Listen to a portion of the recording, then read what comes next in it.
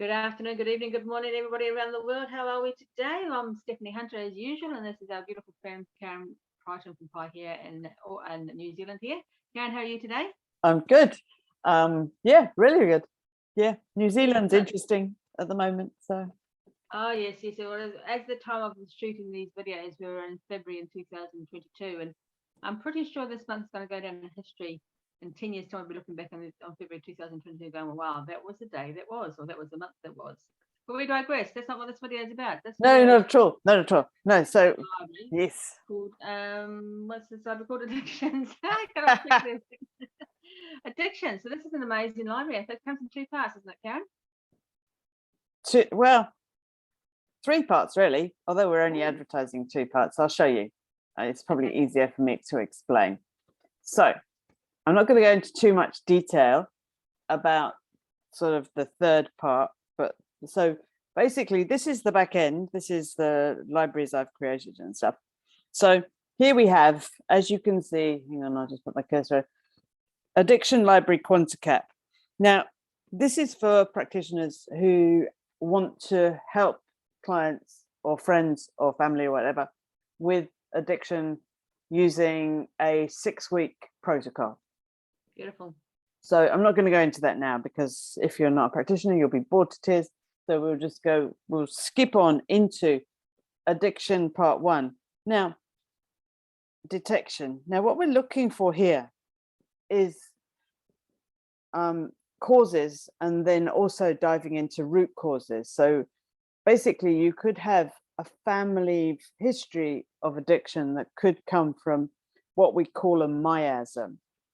And a miasm is a genetic inheritance of a certain disorder. So for addiction, syphilis in your ancestry could be passed down through, and it turns around to addiction.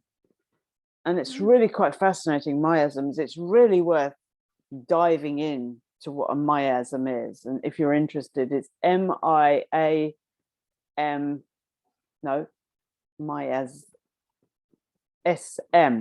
So it's a syphilitic miasm, and we do have syphilitic miasm here down the bottom.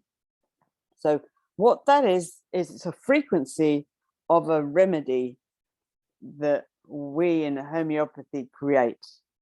And so basically we've had great results with people who the root cause of addiction is this syphilitic miasm. Not all addiction is caused by that, because addiction can then therefore be caused by emotional, spiritual, physical trauma.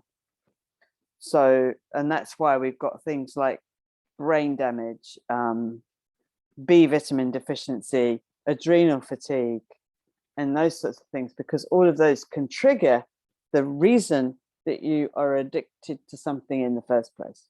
Now, not all addictions are created equal, you know.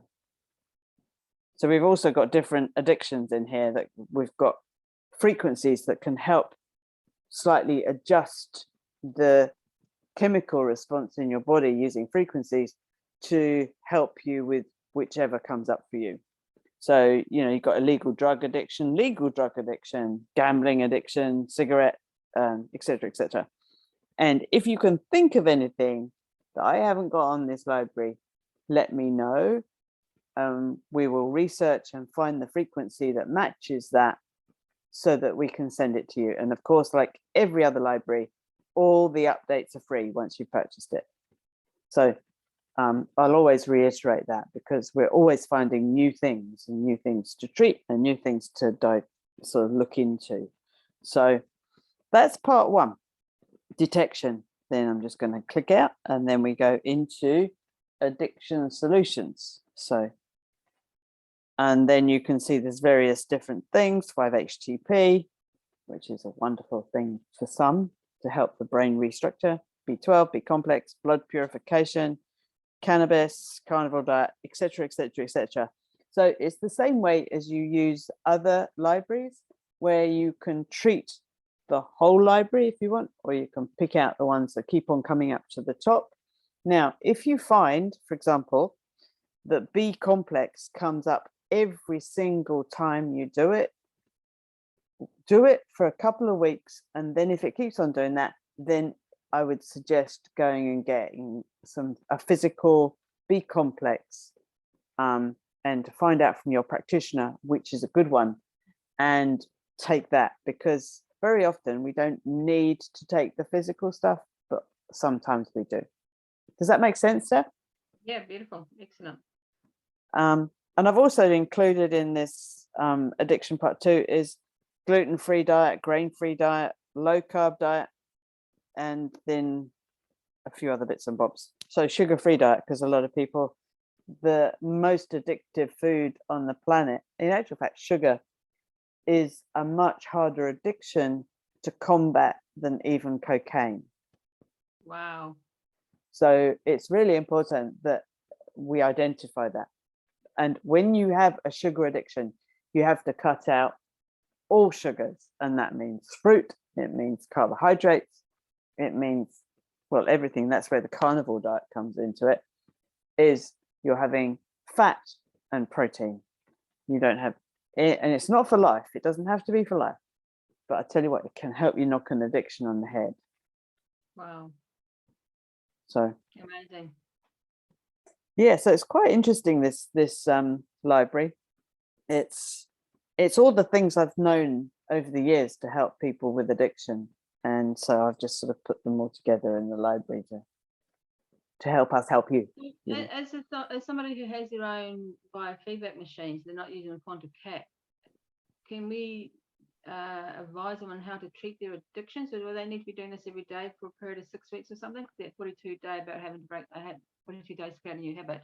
Okay, so yeah, I would suggest that you do this for at least 40 days, 8 weeks, 12 weeks. Very often, if someone has a deeply entrenched addiction, it's a good idea to do these frequencies so that the body adjusts, and even if it's under stress, it doesn't go back.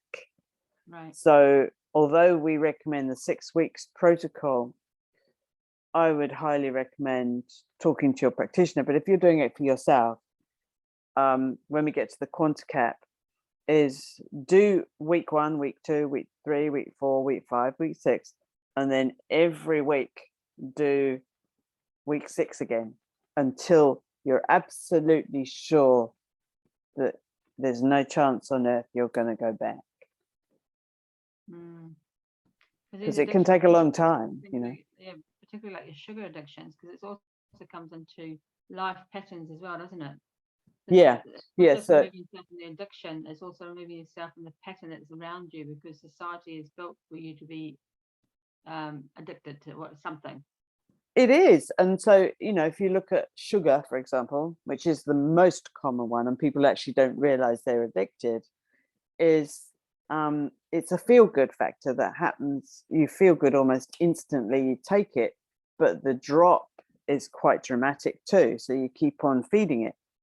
But also, you know, I don't know if you know, but every teaspoon of sugar you have affects your immunity for 24 hours. So when you consider like a can of Coke, I'm trying to remember back in the days I studied it, but I think a can of Coke, normal regular Coke, is something like about 5.5 to 6 teaspoons of sugar in it. Yeah, 6 teaspoons sort of rings the bell with that. I can't, you know, don't quote us. But also, I would say, is not swapping sugar for artificial sweeteners or even natural sweeteners, because the response is going to be the same in your body. And so you're just sort of swapping one for another, and so it really doesn't do you any good long term at all. Not at all. Fantastic. So this is come across to me as a library that you could almost set up like a playlist for yourself of particular things that need to be done every day, like your daily stresses, your addictions, your Sofiagos, and so this will be part of a playlist that I recommend to people who even have their own machines. Every single day they have a playlist that they play. Yeah. And then maybe after done the playlist, which is this will be part of the playlist in my books, and after the playlist, well, you read of the day.